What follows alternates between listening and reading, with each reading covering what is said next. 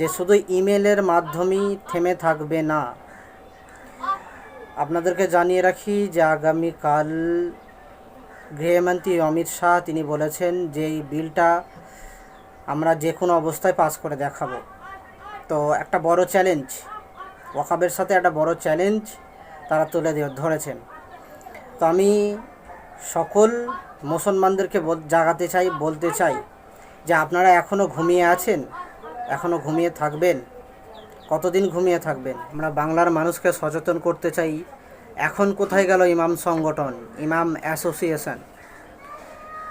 500 টাকা বাড়াবার জন্য নেতাজি স্টেডিয়ামে বহুত ভিড় লাগিয়েছিলেন। এখন কোথায় গেল? ইমামরা মুখ খুলছে না কেন?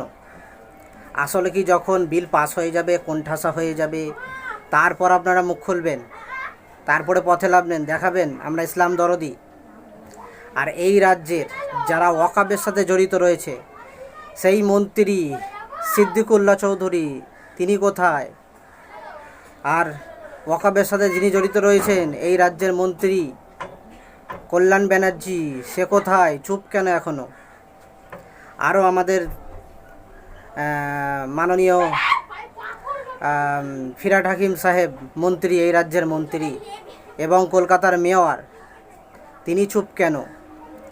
তার সাথে সাথে ক্রিকেটার ইউসুফ পাঠান, সাংসদ, এত সব সাংসদ রয়েছেন, বিধায়ক রয়েছেন মুসলিম, তারা এই বিলের বিরোধিতা করছে না কেন?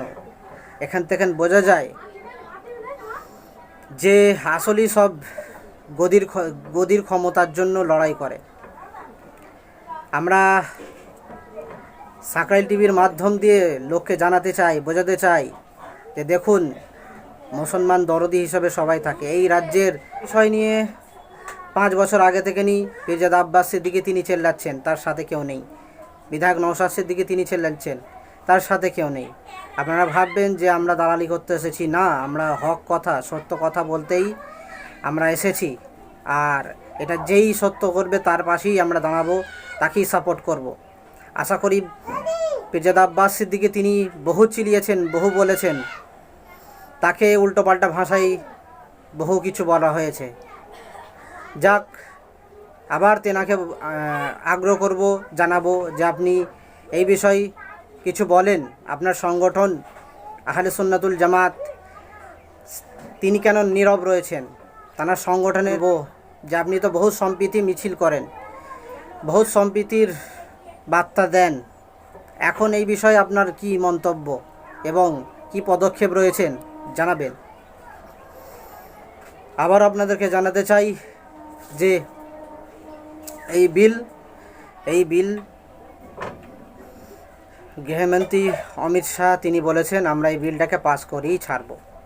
আমরা নজর রাখব জয়েন্ট পার্লামেন্টের দিকে, দেশের সাংসদদের উপরে এবং